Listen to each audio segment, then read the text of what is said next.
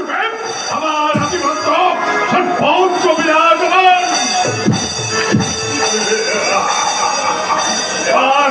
এবার আমি নতুন যুগে এই মস্তকে আবির্ভূত হব। তারপর আমি আমার অধিকার অভাই করে নেব। কারণ আমি এই যুগের রাজা, এই যুগে আমার আধিপত্য সর্বোচ্চ প্রধান। এবার আমি মস্তকে করিব গমন।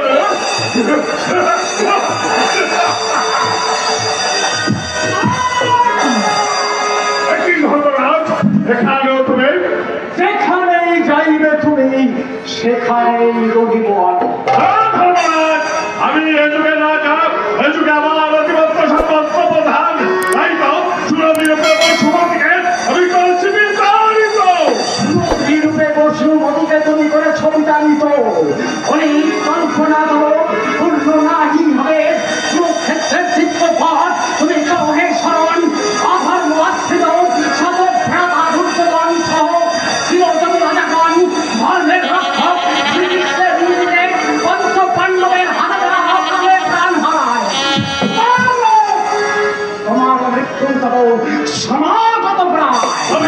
তবে দেখাও তোমার বিরক্ত বাহু টাকা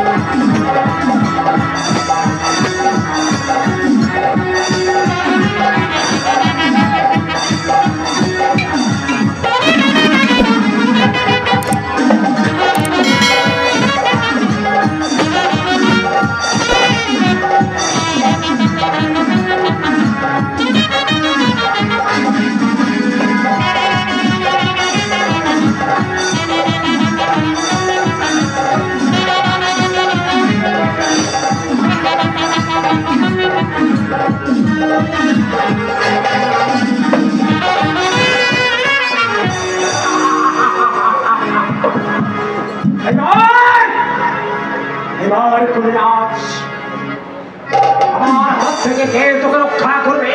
রক্ষা করবার জন্য বলতে নেই। আমার মৃত্যুর জন্য প্রস্তুত হও। তোকে রক্ষা করতে পারে। শান্ত হও,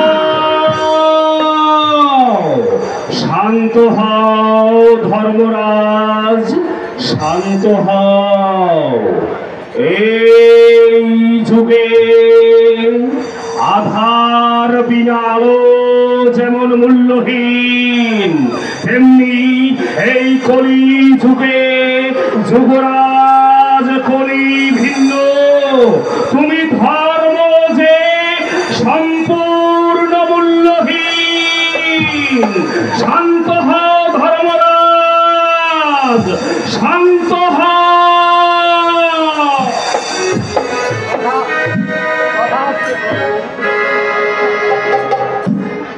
প্রভু প্রভু দয়া করে আমাকে চিরতরে বিতাড়িত করবেন না।